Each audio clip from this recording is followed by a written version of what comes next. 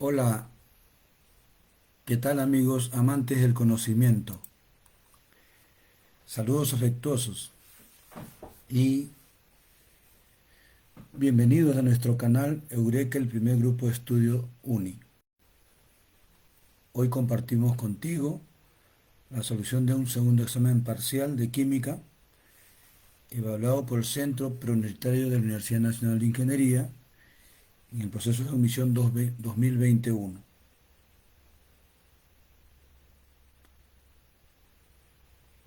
Entonces, si quieres conocer todo lo relacionado a este examen, acompáñame en este recorrido. Y no te olvides suscribirte para que siempre te enteres de nuestros estrenos. Bien, eh, esta pregunta se corresponde con enlace químico y el tema son de fuerzas intermoleculares. Recuerda que estas fuerzas son de naturaleza electrostática y son fuerzas de atracción entre moléculas.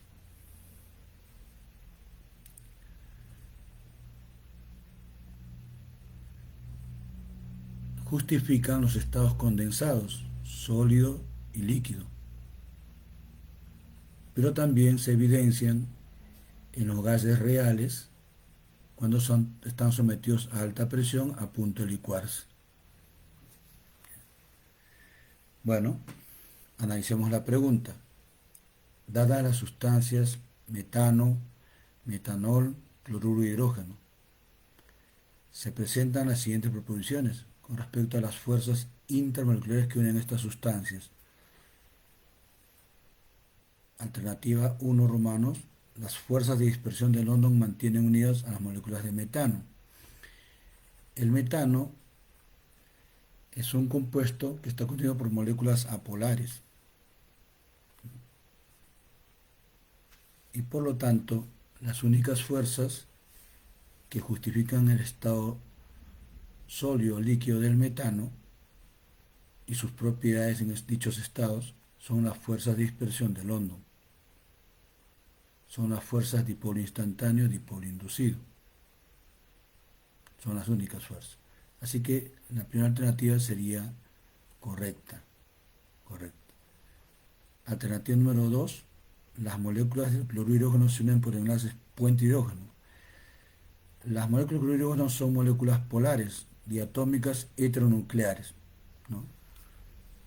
Entonces, son moléculas polares, pero que no tienen ningún enlace OH o enlace NH ni se trata del fluoruro de hidrógeno. Por lo tanto, la fuerza principal que las une son las fuerzas dipolo-dipolo y como fuerza secundaria las fuerzas de dispersión de London. Por lo tanto, esto sería incorrecto. Alternativa 3, romanos. Las moléculas de metanol se unen por fuerza de dispersión de London y enlaces puente hidrógeno. Las moléculas de metanol presentan enlaces OH, es decir, en la molécula hay al menos un enlace entre átomos de volumen pequeño y de alta electronegatividad con el oxígeno. O sea, los enlaces OH son muy polares, ¿no? Y generan un tipo especial de fuerza dipolo-dipolo llamada puente de hidrógeno. Entonces, la fuerza principal que une a las moléculas del metanol son las fuerzas puente hidrógeno, que se establecen entre los átomos de oxígeno de una molécula con los átomos de hidrógeno de OH de otra molécula. Y como fuerza secundaria, la fuerza de dispersión de London. Esa alternativa 3 es correcta. Como nos piden las correctas, sería la alternativa 1 y la alternativa 3. Y en este caso se corresponde con la alternativa E, ¿no? La respuesta E, la clave E.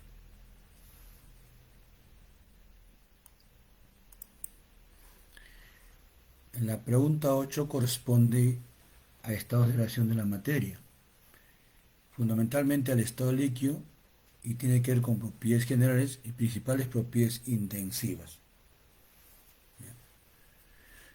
Como por ejemplo las propiedades intensivas, la tensión superficial, la viscosidad, la presión de vapor, el punto de ebullición, por ejemplo, ¿no? Recordar esa parte. Bueno, 8 dice, respecto a los líquidos, ¿cuáles de las siguientes proporciones son correctas? Alta compresibilidad a cualquier presión. Bueno, como dice a cualquier presión, esa alternativa es incorrecta. Los líquidos, recuerda que tienen volumen fijo, invariable, a condiciones ordinarias. ¿Y qué son las condiciones ordinarias? Condiciones de presión y temperatura inferiores a las condiciones críticas, presión y temperatura crítica. Como dice aquí, a cualquier presión es falsa. A condiciones de presión menor que la presión crítica, los líquidos son incompresibles porque tienen volumen fijo. No pueden disminuir su volumen por acción de una fuerza externa o una presión. Así que la primera sería incorrecta. 2. El movimiento de sus partículas puede acelerarse por agitación. Creo que eso lo sabemos por experiencia propia, ¿no? Por ejemplo, cuando queremos acelerar un proceso de disolución por medio de el solvente más usado por nosotros, que es el agua, agitamos, ¿no? Con algún medio mecánico, una cuchara, una paleta, ¿no? Una baguette, etcétera. 2 sería correcta. La agitación de un líquido por medios mecánicos incrementa la energía de sus moléculas y por lo tanto incrementa su movimiento. 2 sería correcta. 3. Los líquidos se evaporan fácilmente cuando presentan alta tensión superficial. Acá aparece una propiedad de intensidad del líquido, que es la tensión superficial, y otra propiedad, que es la evaporación, ¿no? La evaporación es el cambio de estado de líquido a estado gaseoso. Si el líquido tiene alta tensión superficial, significa que sus moléculas están unidas muy intensamente. Por lo tanto, pocas moléculas pasarán a la fase gaseosa de manera espontánea. Así que esta es incorrecta, ¿no? Los líquidos con alta tensión superficial tienen las fuerzas intermoleculares muy intensas y por lo tanto no se evaporan fácilmente. Son líquidos no volátiles como el agua, por ejemplo. Como el agua. Esta alternativa sería correcta si dijese: se evaporan fácilmente cuando presentan baja tensión superficial. Ahí sería correcto. Pero en este caso es incorrecta. Como nos piden las correctas, solo 2 es correcta, la clave sería B.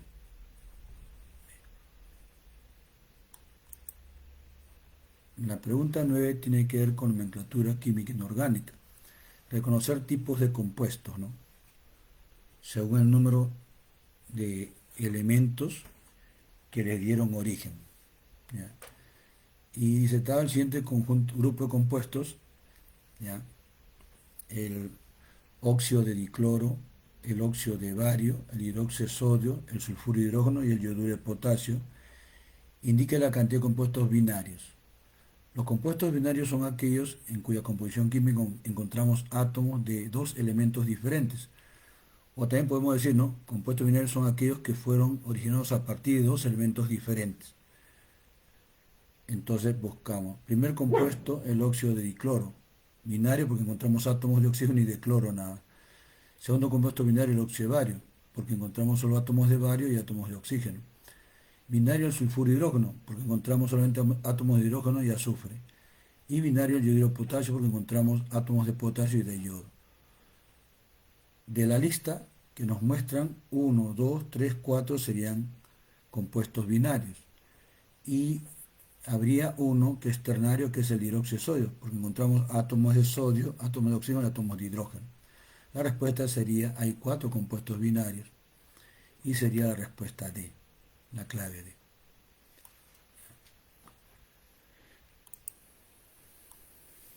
Pregunta 10. El tema es estado de relación de la materia. El capítulo estado de relación de la materia y el tema es diagrama de fase. Dado el siguiente diagrama de fase, hay diversas formas, ¿no? Como han venido las preguntas de diagrama de fase. ¿Ya? Dado el siguiente diagrama de fase genérico, indica el nombre del cambio de estado físico ocurrido del punto A al punto B.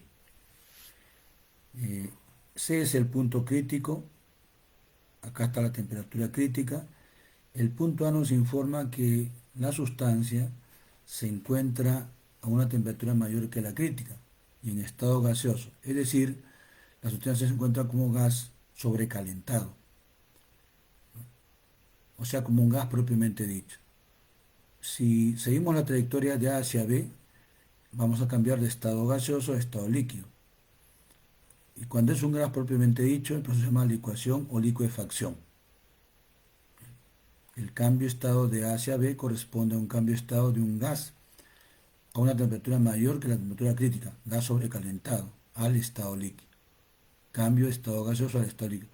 ¿Cómo se observa en el diagrama base acá, no? Por lo tanto, corresponde a la modalidad de la licuefacción o licuación. Respuesta B. Respuesta B. Bueno, no olvides todos los demás aspectos involucrados en diagrama de fase, porque es un tema que usualmente es recurrente en los segundos parciales. Recurrente, ¿no? El punto triple, tres fases en equilibrio. El punto crítico, una sola fase, porque desaparece la interfase entre gas y líquido. ¿Ya? Y si en la materia se encontrase, por ejemplo, donde estoy marcando, la presión sería mayor que la presión crítica y la temperatura sería mayor que la temperatura crítica. Es decir, estaríamos en una forma de materia llamada fluido supercrítico. Entre el eje de las ordenadas de presión y la curva de fusión, que es la que estoy marcando, y la difuminación que estoy marcando también, cualquier punto indicaría condiciones de temperatura de presión a la cual la sustancia es sólida. Todo punto de este plano cartesiano debajo de la curva de sublimación y de vaporización indicaría que las condiciones de temperatura y presión a la cual la sustancia se encuentra en estado gaseoso.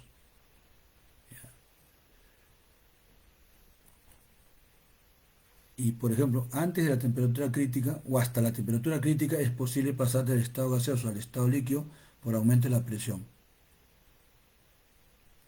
En un proceso térmico aumentando la presión es posible pasar de gas a líquido. Pero si superamos la temperatura crítica, ya no es posible pasar en un proceso isotérmico de estado gaseoso a estado líquido. Ya no es posible. Por eso el concepto de temperatura crítica, no olvides, ¿no? Máxima temperatura a la cual se puede licuar un gas por aumento de la presión. Ten en cuenta. Las curvas son curvas de equilibrio. Antes del punto triple, esta curva indica este equilibrio de dos fases, sólido y gas, en un sistema cerrado. La velocidad de sublimación y deposición son iguales en el sistema cerrado. En esta curva, todo punto antes del punto triple indica también coexistencia en estado de equilibrio en un sistema cerrado de dos fases, sólido y líquido. Significa que la fusión y la solidificación están ocurriendo simultáneamente y a la misma velocidad que en un sistema cerrado. La curva CT menos el punto triple ni el punto crítico, cualquier punto indicaría la condición de temperatura y presión a la cual coexisten estas dos fases, líquido y vapor, líquido-gas. Quiere decir que en ese sistema cerrado están ocurriendo simultáneamente la vaporización y la condensación y a la misma velocidad, dos fases. Y el punto triple son tres fases en estado de equilibrio. A la temperatura que le hemos sacado, que se llama temperatura del punto triple, y a la presión de la izquierda, que se lee presión del punto triple, a esas condiciones en un sistema cerrado, coexisten en estado de equilibrio tres fases. Que como es una sustancia, se confunde la fase con el estado de reacción, ¿no? Sólido, líquido y gas, podemos decir así, ¿no? Pero es posible que hayan sustancias que tengan más de un punto triple, principalmente los elementos que tienen alotropía como el carbono, ¿ya? El azufre y el fósforo, dado que ellos tienen dos fases sólidas. Por ejemplo, el carbono tiene fase sólida de grafito y fase sólida de diamante, ¿ya? Y el azufre tiene azufre monoclínico y ortorrómbico, y el fósforo blanco y fósforo rojo, incluso fósforo negro, ¿ya? Entonces, es probable que los diagramas de fase de estas sustancias que son alotrópicas tienen tres puntos triples. Entonces, si viniese un problema, una alternativa de teoría, dijese, siempre se encontrará un diagrama de fase un punto triple, es falso. Pueden haber más de un punto triple en las sustancias que tienen alotropía, porque tienen más de una fase sólida. No olvides aquello. Entonces siempre habrá, creo que es recurrente recalco la pregunta de diagrama de fase, así que no te olvides de un repaso adecuado de ese tema.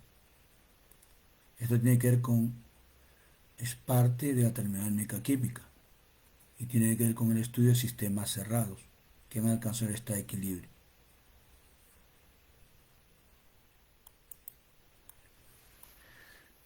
La pregunta 11 tiene que ver con el capítulo de estequiometría y las leyes ponderales. El tema es ley de las proporciones definidas, ley de Proust. Cuando reacciona la nornicotina, de la fórmula global, con yoduro y metilo, de fórmula global, en medio básico, se obtiene la nicotina, su fórmula global, según la siguiente reacción. Tenemos reactantes nornicotina, yoduro y metilo, hidróxido de sodio, y los productos son la nicotina, yoduro de sodio y agua. ¿Cuántos kilogramos de nicotina se obtendrán con 2,96 kilogramos de nornicotina y 1,42 kilogramos de yoduro metilo? Datos, masas atómicas y las respuestas. Bueno, lo primero que hay que hacer es verificar si la ecuación está balanceada. Y eso lo hemos verificado, ¿no? Chequeamos y los átomos que ingresan están saliendo también. Por lo tanto, ya la ecuación viene balanceada. No me dice nada, por eso tengo que chequear.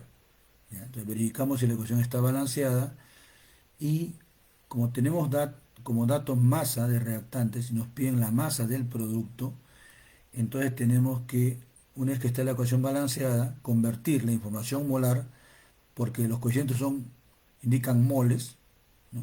Y acá particularmente en esta ecuación, la relación molar es 1:1. ¿Ya?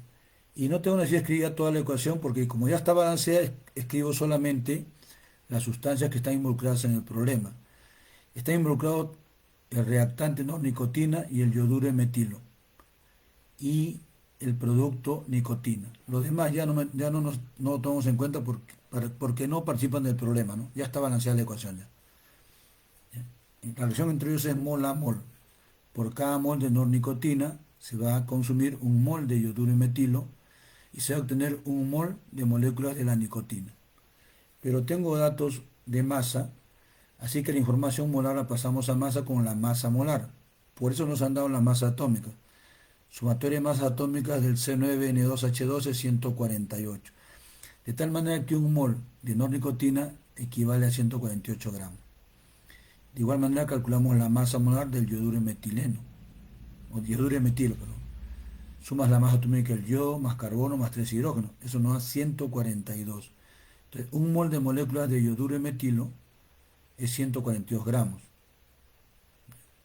Y lo mismo calculamos la masa molar de la nicotina, C10N2H14. Eso nos da 162 gramos. Cada mol de nicotina es 162 gramos. Entonces, de la ecuación balance hemos obtenido la relación de masas de reactantes y producto involucrado en el problema, que es fija, constante e invariable, según la ley de Proust. Debajo de cada uno de ellos colocamos los datos. Disponemos de 2,93 gramos de nornicotina y 1,42 gramos de yoduro de metilo.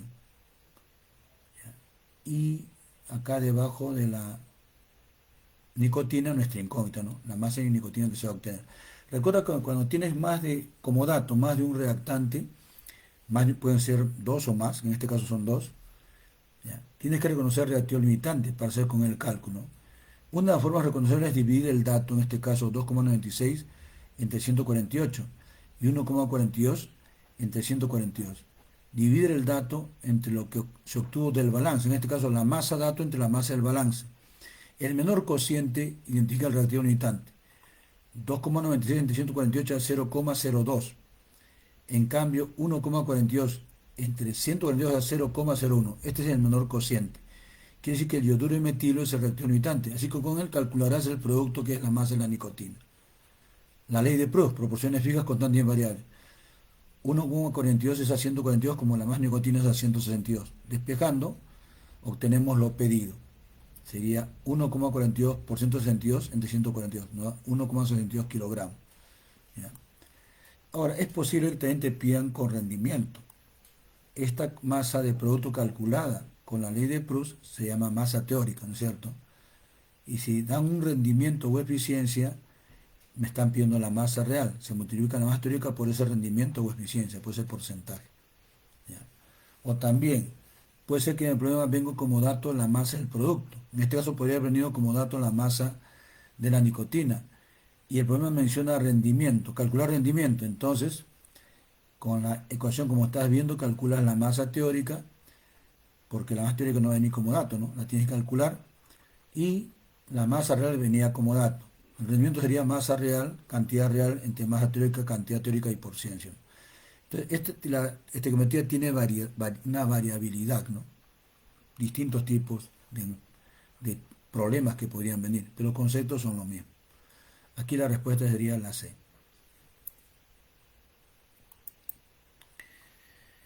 Y esta pregunta 12 ya corresponde a estado gaseoso, pero con estequiometría. Podemos hacer el problema de diversas maneras, pero a fin de cuentas lo que usamos es la teoría. Y aquí, recalco, no tratamos de lucirnos, tratamos de mostrar la teoría a resolver. No es la intención de resolver el problema, no, ya está, y lucirse, sino usar la teoría. El alumno es el que después de ver la solución lo puede hacer en un paso, en medio paso, es su habilidad.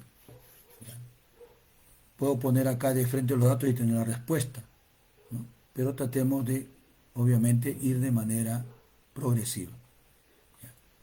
Se tiene un gas P confinado en un balón rígido de 1 litro a condiciones normales de presión y temperatura. Al calentar el balón hasta 100 grados Celsius ocurre la reacción, ¿no? El gas P se transforma en un gas Q en relación molar 1:2, coeficiente 1, coeficiente 2. La pregunta es, calcule la presión final en atmósfera del gas en el balón.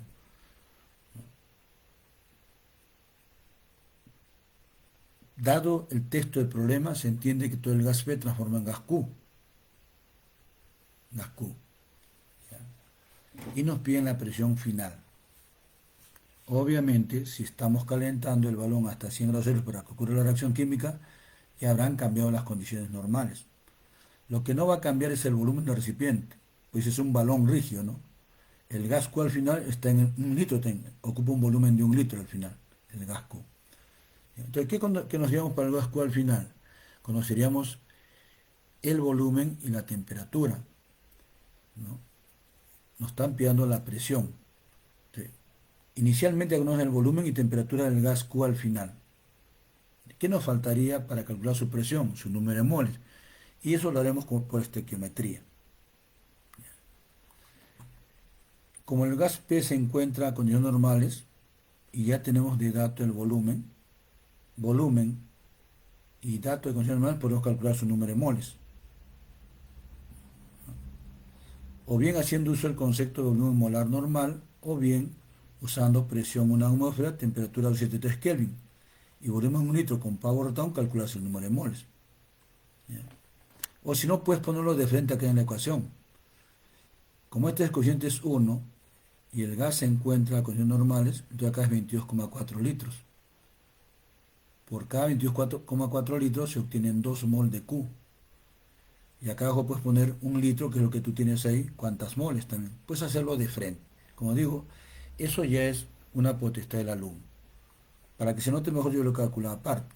Y para que recuerdes también que en forma práctica, si tenemos un volumen a condiciones normales y queremos calcular número normal, solamente basta dividir entre el volumen molar normal, o sea, entre 22,4 litros por mol.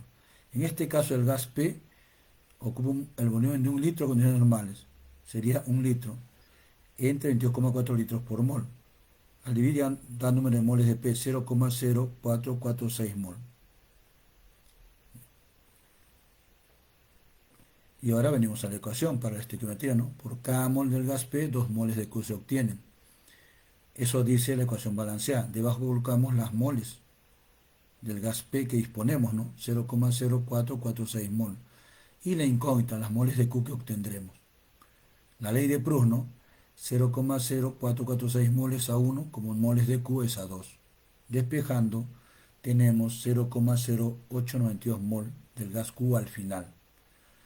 Y como ya tenemos la presión, el volumen, que es 1 litro, se nos va a cambiar al balón rígido, y la temperatura, que es 100 grados Celsius, lo pasamos a Kelvin, ¿ya? Y ya hemos calculado el número de moles del gas Q con la estequiometría, la ley de Proust.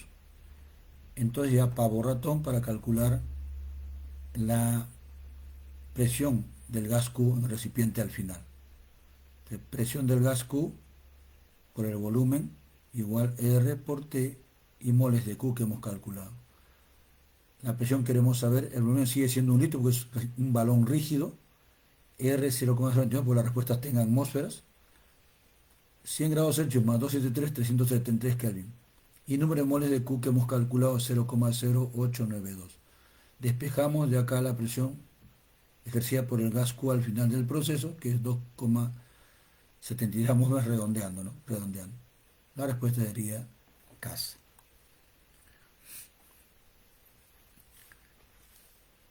Bueno, una vez más quiero agradecer tu deferencia y habernos acompañado en esta exposición e invitarte, si aún no te has suscrito, a que te suscribas para que así, de esa manera, puedas ser informado acerca de las publicaciones y primicias que te haremos llegar.